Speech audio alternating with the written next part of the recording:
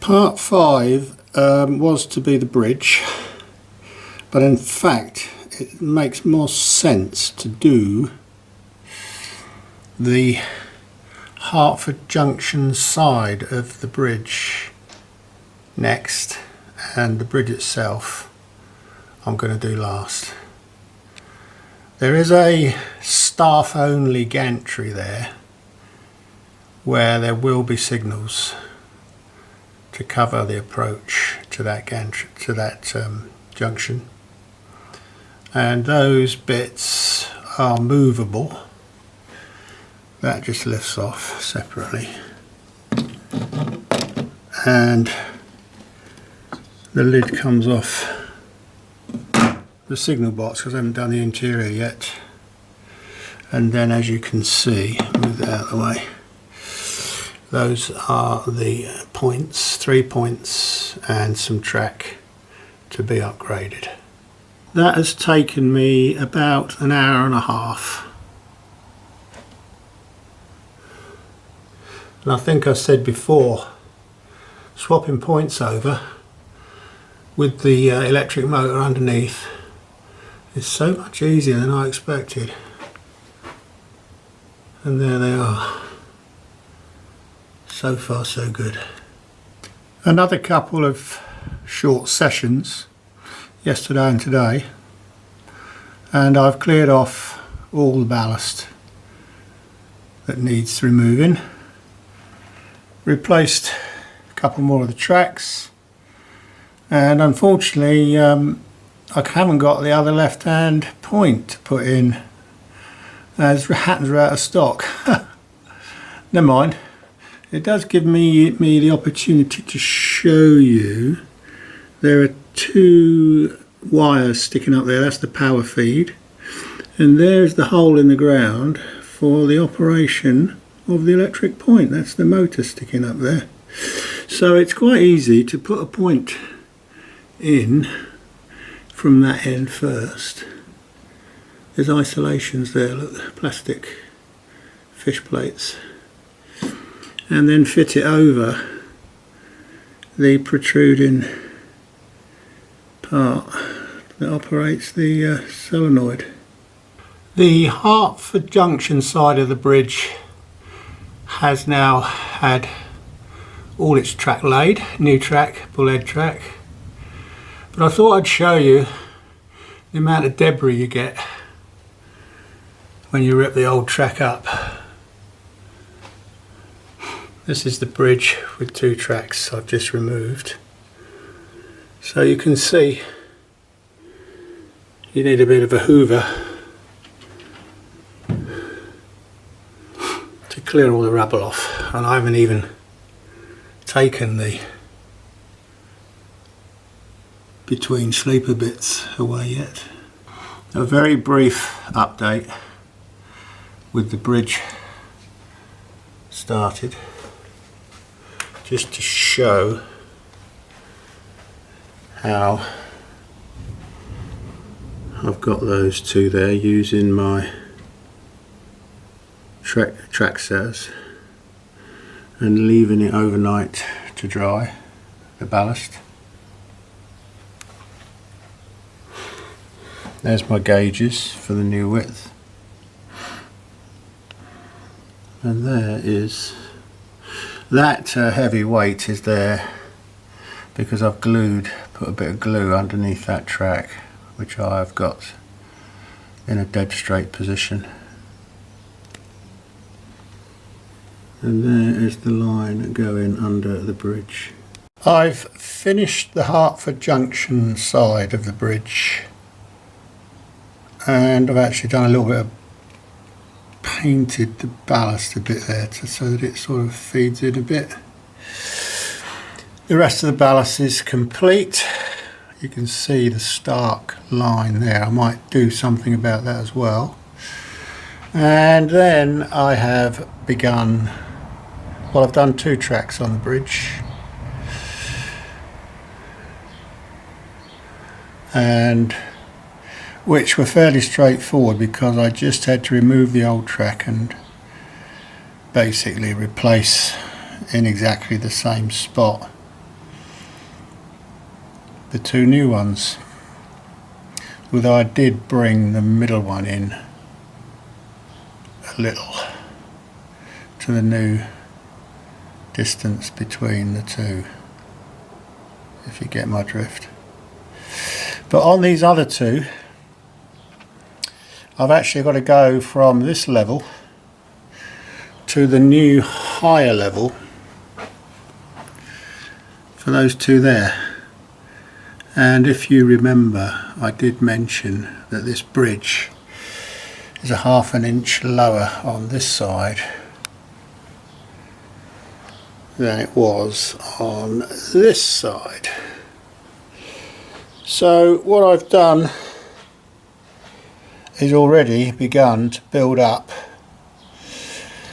a foundation, if you like, underneath immediately after the join, and I have glued some strips of card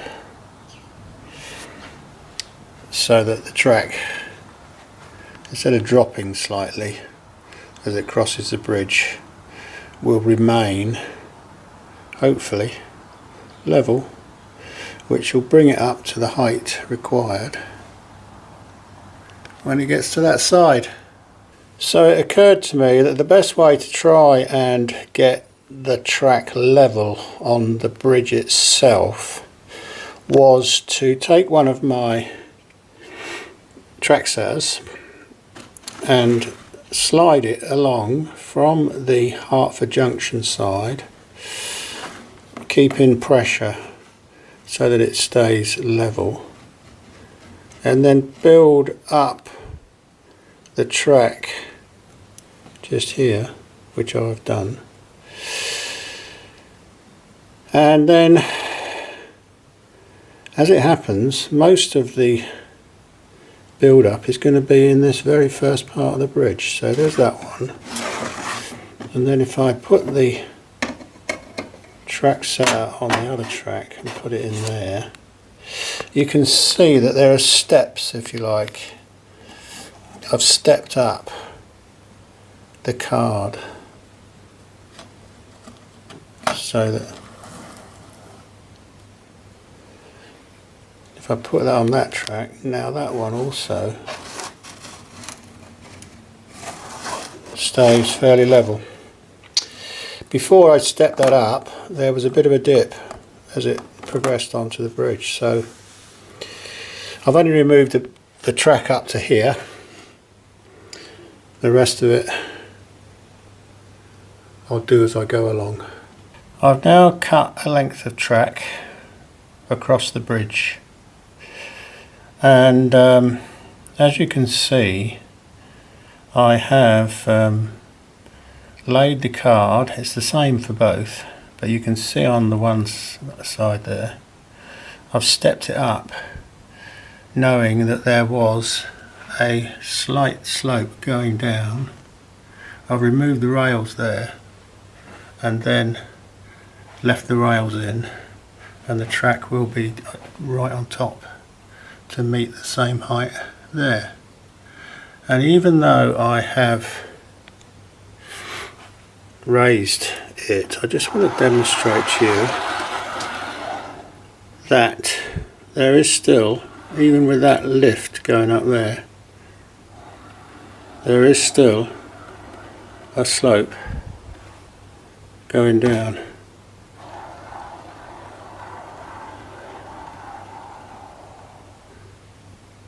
So building up the base with pieces of card to that point, just removing the rails and leaving the sleepers to that point, and then leaving the rails as well to that point.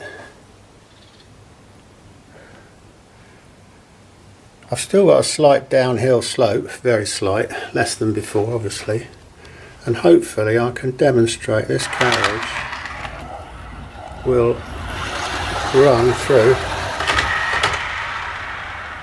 to there. Moving on rapidly. The track work is complete, and there is the join onto the bridge, which now is quite closer than it was before.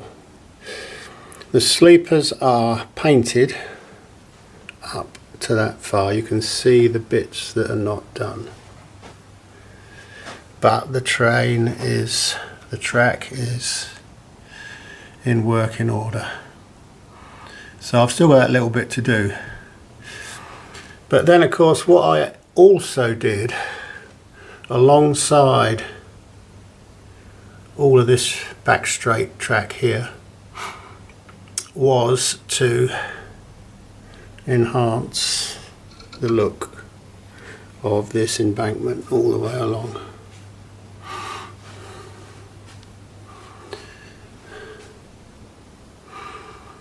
With the use of some ground cover and some tufty bits, which I think has made quite a considerable difference. Various signals and other furniture, line side furniture, has been moved and is now where I really want it to be, where it will remain. And particularly on this curve, the ground cover, embankment, etc., I think has made a big difference. And then it joins back onto the ordinary Code 75. All this bullhead track is up and running, so all that remains to be done is a demo with a couple of trains belting round at top speed, which I like to do. These signals here, this near side one is in the correct place, that one is not right, but it's just sitting there for the time being. And on this gantry, this staff only gantry, stroke footbridge, there will be signals for the Hertford Junction crossover. The two trains I've chosen to show you, demonstrate to you, is my two premier hand-built locos. This one here is a B2 Norwich City.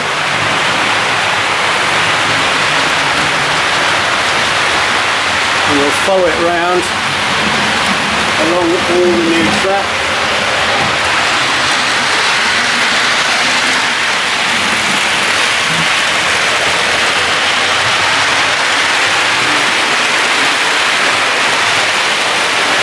Round to the station,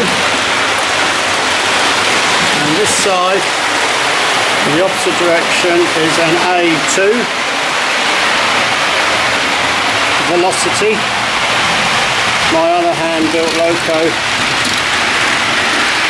which is also running flat out around the new track.